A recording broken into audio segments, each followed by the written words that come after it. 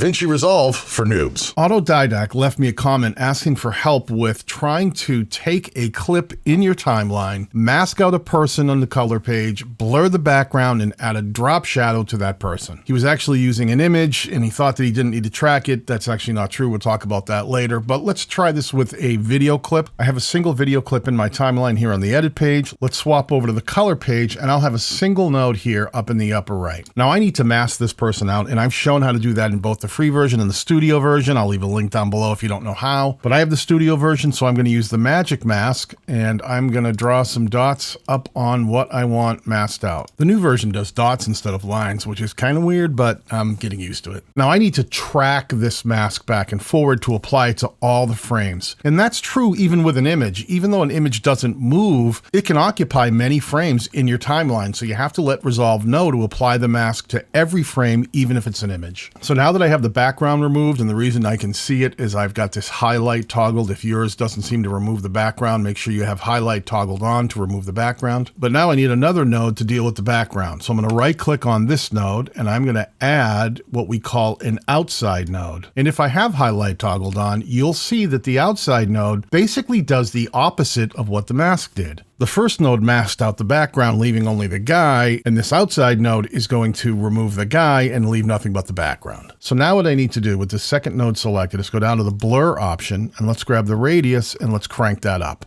It's blurring the background, but the background doesn't have a whole lot going on, so it's hard to tell. It looks like he's jogging at the airport on a runway, but if I crank up this blur, you can see it actually does blur out this background. And now for him, what I need to do is add a drop shadow. So if I go up to the effects tab and in the search bar, I type in drop, you'll see drop shadow. Let's left click, hold, and drag that over onto the first node. And you can see it creates a drop shadow. But when I turn the highlight off, you can see I can't see the background. It looks black. What I need to do here is right click on the first node and go down to OFX alpha. And I need to have that enabled, but also use for mixing. And once I do that, you'll see I have him in the foreground, I have the background blurred, and I have my drop shadow. And back on the edit page, here's everything that Auto asked for. I hope that helps.